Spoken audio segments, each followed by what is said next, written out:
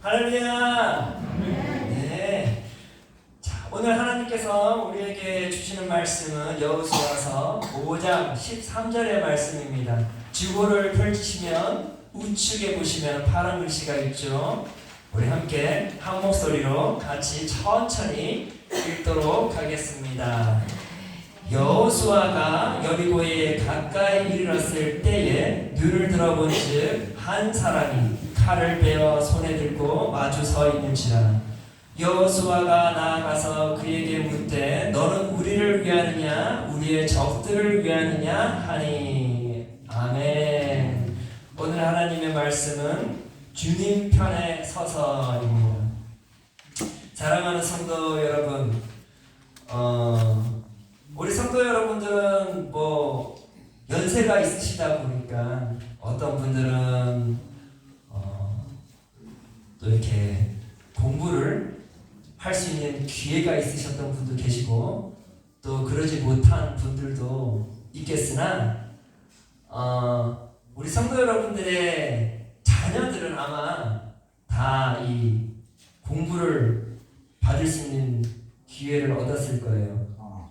자녀들이 이 학교, 초등학교에 딱 들어갔을 때 기억나세요? 자녀분들 초등학교 입학시킬 때 혹시 기억나시는 분 한번 손 들어봐 주세요. 그쵸? 예, 맞아요. 초등학교 때 자녀들을 이렇게 입학시키고 나면 특히 1학년, 2학년 아이들이 가장 기대하는 날이 있죠. 그날이 어떤 날인가 하면 운동회. 운동회 때는 보통 부모님들도 함께 그 학교에서 내 사랑하는 자녀들이 어떻게 생활하고 있는지, 친구들하고 잘 지내고 있는지, 담임 선생님은 누구인지 그 운동회를 통해서 이렇게 다 볼 수가 있어요. 그렇죠? 그래서 운동회에 참여를 하시잖아요. 혹시 자녀분들은 운동회 때, 초등학교 때 자녀분들 운동회 때 참여해봤다는 걸 한번 손 들어봐 주세요. 오, 많으시네. 그쵸? 맞아요. 기억나시죠? 네, 맞아요. 자, 자녀분들 거기 그 운동회 참여하면 편이 딱 두 갈래로 나눠지죠. 자, 어떤 편이 있죠? 천군 백군이 있어요. 천군 백군. 근데 저는 아직도 기억나는 게 제가 한 번도 천군이 돼본 적이 없었던 것 같아요. 희한하게도 백군, 항상 백군이었던 것 같아요. 그런데 천군 백군으로 나눠졌어요. 근데 청색깔을 좋아하시는 분 한번 손 들어보세요. 백색깔을 좋아하시는 분 한번 손 들어보세요. 자, 우리 오정민 어르신께서는 백색을 좋아하세요. 근데 사랑하는 자녀분이 천군에 있네? 그럼 어떻게 하실까요? 백군을 응원하시겠어요? 천군을 응원하시겠어요? 어떻게? 내가 좋아하는 색깔은 백색인데 내 사랑하는 자녀는 천군에 있어요. 당연히 천군을 응원하겠죠. 네. 이 색깔은 아무 의미가 없는 거예요. 중요한 건 뭐예요? 내 사랑하는 자녀가 어디에 소속되어 있느냐에 따라서 나는 내 자녀가 있는 팀에 열심히 응원을 하는 것이죠. 그리고 바람은 뭐예요? 내 자녀가 있는 팀이 승리하기를 간절히 원하는 것이에요. 보면은요, 이 운동회 때 보면은요, 저도 아직도 기억나는 게 초등학교 시절 때 보면은 이 응원하는 그 열기가 너무나 강하다 보니까 막 소리를 지르잖아요. 그러면 어린아이들은 그게 그 압박감이 막 느껴지나 봐요. 그러니까 막 더 긴장돼. 그래서 저는 보통 항상 옛날에 보면 저희 어머니가 종종 오시는데 오지 마라. 부담된다고. 예. 그래서 또 그런 얘기를 한 적이 있는데, 자, 중요한 건, 자, 이렇게 천군과 백군에 있으면은 우리는 항상 그 승리를 위해서 아이들이 열심히 운동을 한단 말이에요. 자, 그런데 사랑하는 성도 여러분, 우리는 항상 바람이 뭐였어요?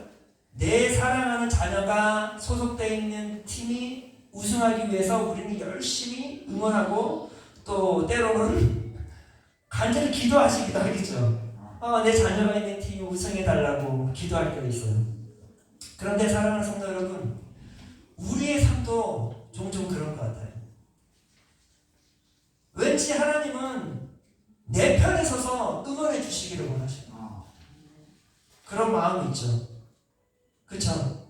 항상 하나님께서는 내 편에 항상 계시는 것 같아요. 그런데 정말 하나님께서는 우리 편에 서 있을까요? 오늘 본문 말씀에 보면은 정말 하나님은 누구의 편에 서 있는가를 명확하게 보여주는 한 사건이 있어요. 우리 함께 같이 알아보기를 원합니다. 오늘 본문 말씀을 보면 하나님 자녀들 이스라엘 백성들은 40년 동안의 광야 생활을 마쳤어요. 광야 생활을 마치기 위해서 그들은 하나님께서 뭐라고 말씀하셨죠? 이 요단강을 지나가라고 하셨어요. 자, 요단강을 지나가기 전에 하나님께서는 그들에게 분명히 말씀해 주셨죠? 너희들이 정결하게 준비하여서 그 요단강을 건너게 되면 내가 기이한 일을 펼치실 거라 말씀하셨어요. 그들은 단 한 가지, 오직 믿음으로 하나님 말씀에 순종하여서 그들은 그 흐르는 그 요단강에 발을 내밀었어요. 제사장이 먼저 앞장서서 언약궤를 메고 발을 내밀었더니 놀라운 일이 벌어졌잖아요. 그쵸? 요단강의 그 강한 물살이 순식간에 차단되어 버린 것이에요. 누가 하셨을까요? 하나님이 하신 것이죠. 하나님이 그 기이한 일을 행하신 거예요. 언제? 믿음으로 도전하였을 때 그 일이 벌어진 거예요. 그리고는 축축했던 그 바닥이 어떻게 됐어요? 그들이 쉽게 수월하게 걸어갈 수 있도록 땅을 마르게 해주셨다는 거예요. 이 또한 누가 행하신 일일까요? 하나님이 행하셨다는 거예요. 그들은 건조하기 때까지 기다린 게 아니었어요. 순식간에 하나님께서 그 젖은 땅을 마르게 해주셨어요. 그래서 모든 이들이 다 그 강을 안전하게 건널 수 있도록 하나님께서 그들을 보살펴 주셨다라는 것입니다. 이렇게 하나님께서는 믿음으로 행하는 자들에게 하나님께서는 크게 기뻐하셔서 그들에게 기이한 일들을 펼치셨어요. 그리고 그들은 그것을 귀로만 들었던 것이 아니라 눈으로 보았고 그들의 삶의 경험이었던 것입니다. 그렇게 해서 어떻게 했죠? 이 경험된 것, 그들이 보았던 것, 그들이 기억나는 것을 어떻게 했어요? 하나님께서는 각 지파의 한 사람을 대표로 뽑아서 다시 그 요단강 가운데, 제사장들은 아직 나오지 않았죠? 제사장들은 언약궤를 메고 그 요단강 한 가운데 계속 서 있었어요. 그러고는 하나님께서 여호수아를 통해서 뭐라고 명령하였습니까? 각 지파의 한 사람씩 대표자를 뽑아서 그들로 하여금 요단강 가운데에 가서 제사장이 서 있는 그곳에서 돌 하나씩을 가져오라고 했어요. 왜 돌을 가져오라고 하신 거죠? 기념비를 세우라고 해요. 기념비를 세우라고. 왜 하나님께서는 그들로 하여금 기념비를 세우라고 하신 것일까요? 하나님께서 그들을 향하여 기이한 일들을 행하신 것을 그들로 하여금 그 기념비를 바라봄으로 하나님께서 우리와 함께 하셔서 하나님께서 믿음으로 이렇게 순종하면 하나님께서는 기이한 일을 행하시는구나 라는 것을 기억나게 하고자 그 기념비를 세운 것이에요. 뿐만 아니라 그 후손들에게도 그 말이 잘 전해져서 그들 또한 그 기념비를 바라보면 우리 아버지 어머니 때 정말 믿음으로 발을 내딛었더니 하나님께서 기이한 일을 행하셨다라는 것을 후손들도 알 수 있게 그 기념비를 길갈에 세워놨다 그 말입니다. 자, 그렇게 하나님께서는 믿음으로 행하는 자, 믿음으로 도전하는 자, 믿음으로 한 발짝 내미는 자들에게는 하나님께서는 항상 어떻게 하신다고요? 기이한 일을 행하여 주신다라는 것입니다. 따라서 사랑하는 성도 여러분, 이것은 단지 이스라엘 백성들에게만 한정되어 있는 것이 아니라 하나님의 사람들에게는 모두가 믿음으로 한 발짝 한 발짝 전진해 나아가는 이들에게는 항상 하나님께서는 무엇을 행하신다?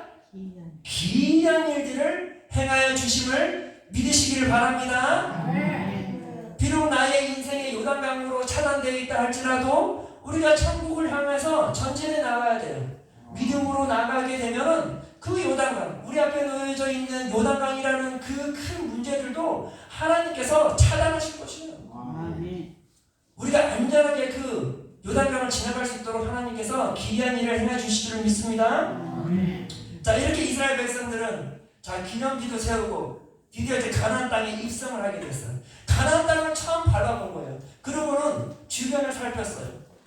자, 그랬더니 거기에 소산물이 있었겠죠. 그 땅에. 이 가나안 땅이 어떻게 표현돼요? 성경에 보면 가나안 땅은 항상 어떻게 표현되죠? 젖과 꿀이 넘치는 땅이랬잖아요.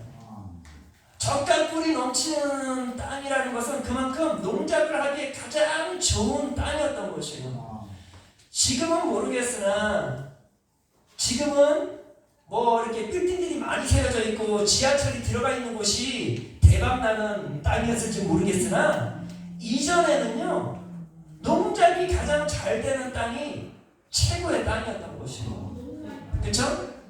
그런데 이렇게 농작이 잘 되는 풍성한 그 젖과 꿀이 넘치는 그 가나안 땅에 이스라엘 백성들이 입성을 한 후에 이런 내용이 나오고 있어요. 여호수아 5장 12절입니다. 그 땅의 소산물을 먹은 다음 날에 만나가 그쳤으니 이스라엘 사람들이 다시는 만나를 얻지 못하였고 그 해에 가나안 땅의 소출을 먹었더라. 이스라엘 백성들이 그 가나안 땅의 소출을 처음 먹어본 거예요. 땅에서 자라는 곡식, 땅에서 자라는 열매를 정말 오랜만에 먹어보고 어떤 이들은 처음으로 경험해 보는 것이었어요. 그들은 이전에 어떤 음식을 먹었죠? 광야에서 뭘 먹었을까요? 소산물을 먹었을까요? 만나를 먹었죠. 그게 어떻게 땅에서 올라왔던 건가요? 하늘에서 온 것이에요. 그들은 전적으로 하나님께서 제공해 주신 만나와 메추라기를 매일마다 먹으면서 그 광야에서 정말 기적적으로, 정말 이건 하나님의 기이한 일인 거죠. 기적적으로 40년 동안 그들이 살아남았다는 거예요.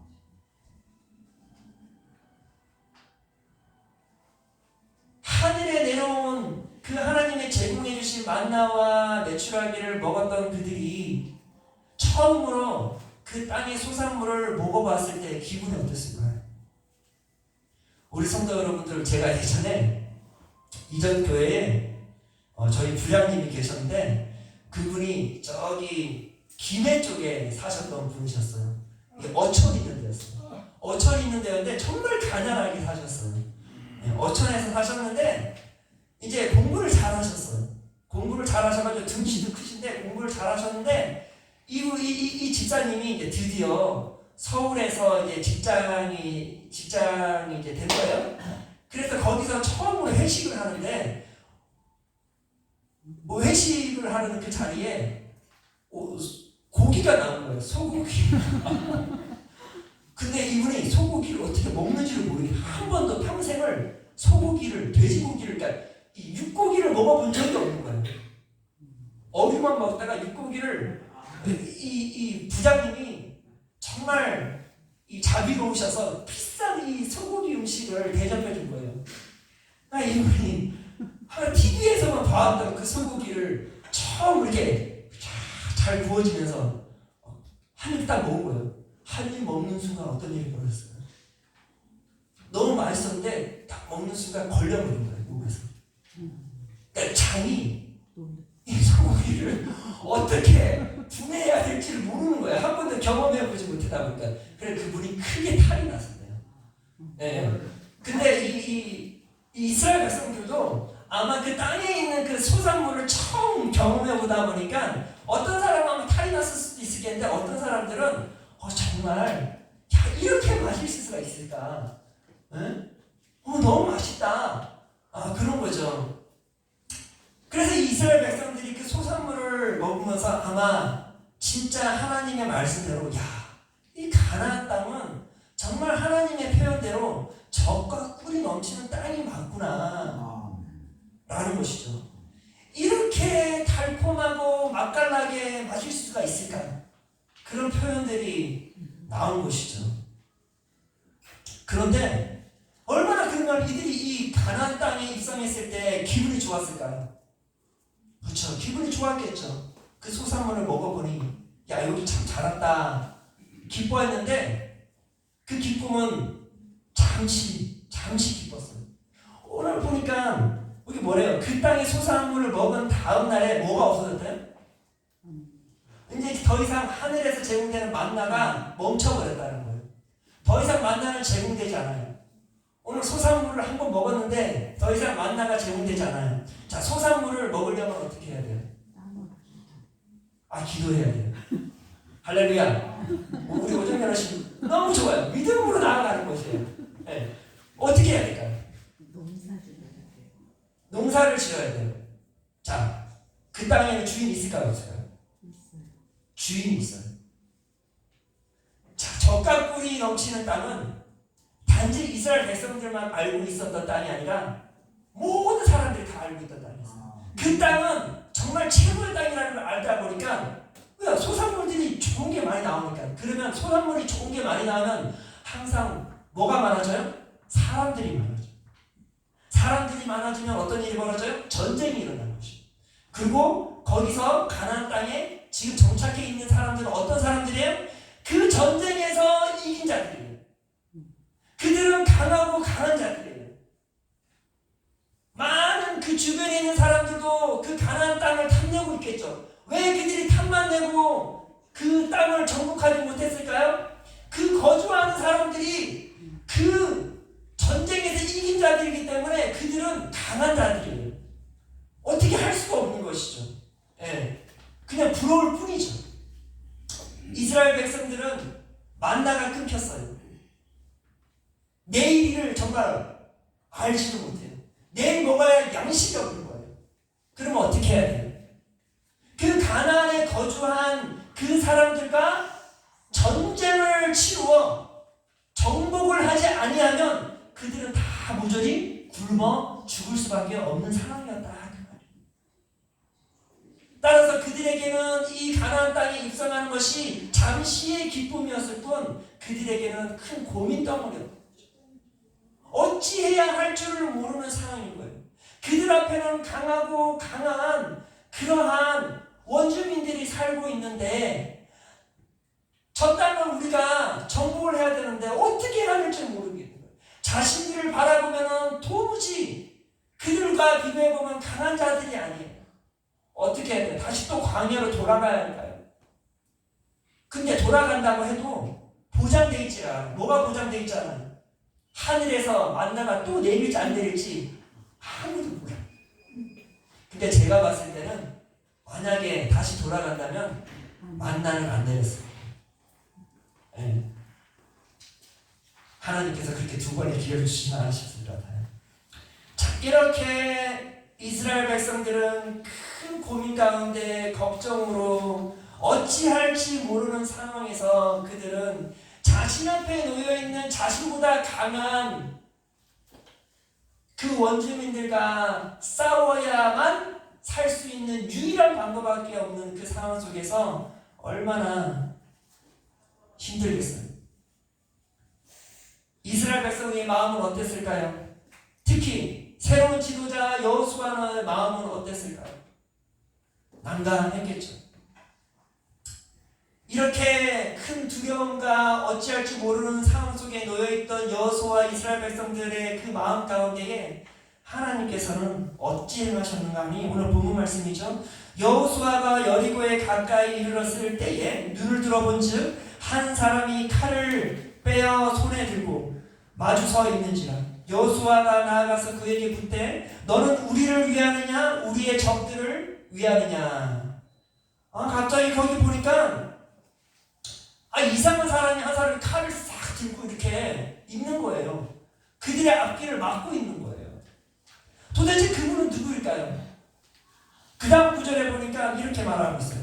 그가 이르되 아니라 나는 여호와의 군대 대장으로 지금 왔느니라 하는지라. 그분은 누구예요? 여호와의 군대 대장이라. 다시 말해서 하나님께서 그들의 앞길을 딱 막고 있는 것이죠. 근데 여호수아가 그 하나님에게 뭐라고 말을 했어요? 여호수아가 나아가서 그 하나님에게 묻되 너는 당신은 우리를 위하느냐 우리의 적들을 위하느냐라고 말하는 거예요. 다시 말해서 하나님 당신은 우리 편입니까? 아니면 저 원주민 편입니까? 그러는 거죠. 원주민 편이면 어떻게 해야 돼요? 싸우면 될까 안 될까요? 싸울 수 없는 것이죠. 그러나 그 하나님이 나의 편이다 그렇게 말씀을 하시면 어때요? 싸울 용기가 나겠죠. 그쵸? 하나님이 나의 편에 서 있으면 나는 싸울 수 있는 것이에요. 그쵸? 그런데 이러한 질문에 하나님께서는 뭐라고 말을 해요? 뭐라고 말을 하냐면 15절에 이런 말을 합니다.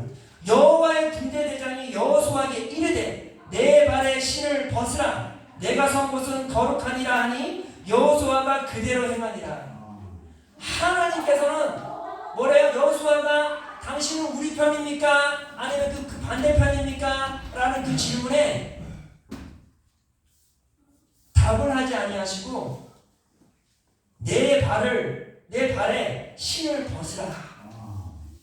내가 선 곳은 거룩하니라. 이 말은 뭐예요? 나를 믿으라. 너는 무릎을 꿇고 복종하라 그 말이에요. 우리 오정민 어르신께서 말한 것처럼 나를 믿으라 그 말이에요. 다시 말해서 사랑하는 성도 여러분, 나는 저 적군 편도 아니고 나는 너희 편도 아니야. 너희는 내 편이 돼야 돼. 이게 하나님의 방식이에요. 뭐래요? 우리는 항상 하나님 당신은 제 편에 서 있을 거죠. 그렇게 말하지만 하나님은 항상 뭐라고 말해요? 너가 내 편에 서 있어야 돼 라는 것이에요. 하나님 제가 하나님 제 편이니까 저를 응원해 주실 거죠? 아니 너가 내 편에 서서 나를 응원해 줘야 돼 라는 것이에요. 하나님 제 뜻 이루어 주실 거죠? 아니 너가 내 뜻 안에 있어야 돼. 내 뜻이 온전히 너의 삶 가운데 이루어질 수 있도록 너가 먼저 나를 위해 응원을 해야 된다 그 말이에요. 사랑하는 성도 여러분, 하나님은 누구의 편에 서 있는 것이 아니라 하나님은 항상 하나님 스스로의 편에 서 있어요. 하나님은 우리 성도의 뜻에 서 있는 것이 아니라 하나님은 온전히 하나님께서 태초부터 지금까지 항상 하나님은 하나님의 뜻 가운데 계셨어요. 그렇다면 우리가 고민해야 될 게 무엇이에요? 우리가 고민해야 될 것은 정말 하나님이 내 편에 서 있을까? 그런 질문이 아니라 정말 내 자신이 하나님 편에 서 있는가를 질문을 해야 되는 것이죠. 그렇죠? 정말 내가 하나님의 뜻 가운데 살아가고 있는가를 내 스스로에게 질문을 해야 되는 것이죠. 나의 인생의 길을 걸어오면서 정말 내가 하나님의 뜻 가운데 인생의 길을 걸어왔는가를 스스로를 바라보아야 되는 것이에요. 그저 나에게 어려운 일이 있고 그러면 하나님 도와주세요, 하나님 도와주세요 중요해요. 그러나 정말 내가 서 있는 이 상황이 정말 하나님의 뜻 가운데 있는가를 우리는 고민하지 아니할 수가 없는 것이에요. 사랑하는 성도 여러분, 우리는 누구의 편에 서야 될까요? 하나님 편에 서야 하는 것입니다. 우리는 항상 무슨 고민을 해야 돼요? 오늘 내가 살아가는 이 순간도 정말 내가 하나님의 뜻 가운데 있는가? 정말 내가 하나님의 편에 서서 하나님의 뜻이 온전히 이루어지기를 간구하고 있는가? 그런 기도가 나와야 한다라는 것입니다. 그런데 언제부턴가 우리는 자꾸만 하나님을 자꾸만 질질질질 끌고 가려고 그래요. 내 뜻을 이루기 위해서 내 편을 어떻게든 쓰게 만들려고 자꾸만 하나님을 내 편으로 잡아당긴다는 그 말이에요. 그런데 사랑하는 성도 여러분, 하나님은 여호수아에게 무릎을 꿇으라는 말이에요. 절대적인 순종을 강구하고 있다는 말이에요. 이것이 우리의 삶에 필요한 것입니다. 우리가 오늘 이 삶이 우리 이스라엘이 처한 것처럼 너무나도 힘겹고 어려운 삶에 놓여 있다 할지라도 우리는 어떻게 해야 돼요? 그러함에도 우리는 하나님께 온전히 하나님 편에 서서 그 하나님의 뜻을 찾아 그 하나님의 뜻을 성령 하나님의 그 능력 안에서 온전히 이루어져 가야 하는 것입니다. 그래야만 내가 이 문제들을 강하고 담대함으로 마주할 수가 있는 것입니다.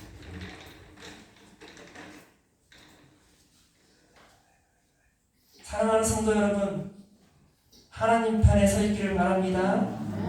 하나님의 뜻을 이루시기를 바랍니다.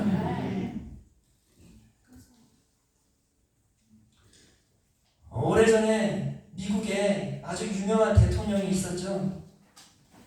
그 대통령은 아브라함 링컨입니다.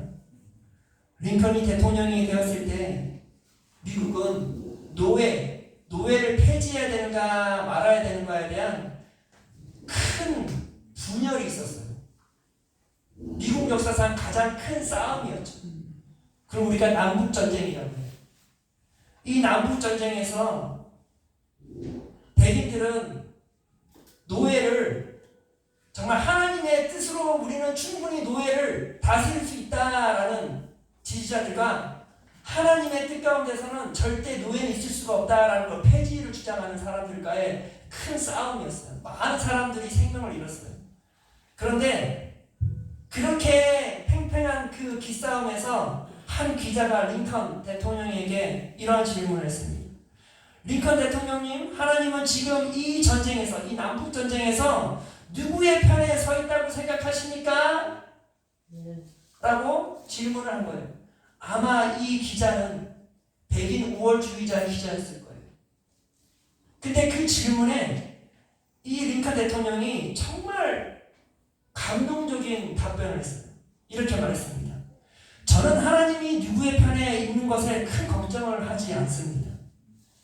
저에게 가장 큰 걱정은 내가 온전히 하나님 편에 서 있는가를 생각합니다.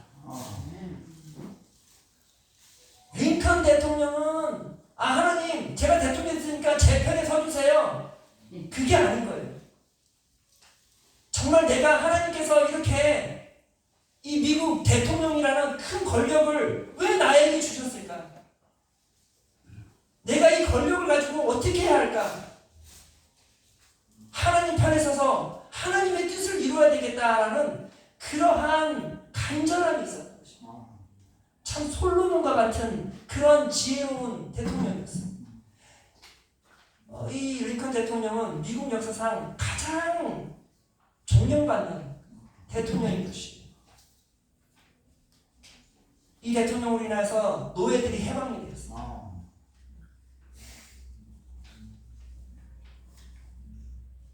하나님의 뜻이 실현된 것이죠. 사랑하는 성도 여러분, 오늘 내 삶에 어떤 문제가 닥쳤을 때 우리는 이런 유혹에 빠지게 돼요. 하나님 제발 제 편에 서주세요. 제발 제 편에 서주셔서 도와주세요. 그런데 정말 지혜로운 하나님의 사람이라면 하나님 왜 저에게 이런 문제가 일어난 것일까요? 하나님, 하나님의 뜻을 알고 싶어요. 하나님, 이 문제를 통하여서 하나님의 뜻이 이루어지기를 소망합니다. 그러한 지혜로운 겸손함의 기도가 이루어져야 하지 아니할까요? 사랑하는 성도 여러분, 저도 목사이지만 저도 때로는 어떤 문제가 발생했을 때 하나님, 제발 제 편에 서주세요. 저를 정말 제가 원하는 그러한 계획 가운데 모든 것이 이루어지게 해주세요. 그런 기도를 할 때가 많아요. 그런데 이 오늘 본문 말씀을 묵상하면서 이게 아니었구나. 내가 하나님 편에 서 있어야 돼. 정말 하나님께서는 나의 삶을 통해서 어떠한 계획을 가지고 계신가를 고민을 해야 돼요. 기도로 고민해야 된다. 근데 사랑하는 성도 여러분, 왜 하나님께서는 우리 성도 여러분들에게 장수할 수 있는 은혜를 허락하시고 오늘 이렇게 아름다운 날씨 속에 새 생명을 허락해 주셔서 오늘 이렇게 이 예배 가운데 있는가? 한번 하나님 편에서 헤아려 보시기를 바랍니다. 그러면은요 비록 내 앞에 큰 문제가 있다 할지라도 내 안에 평안함이 있어요. 비록 내 앞에 큰 문제가 있다 할지라도 강하고 담대하게 한 걸음 한 걸음 나아갈 수가 있는 것이죠.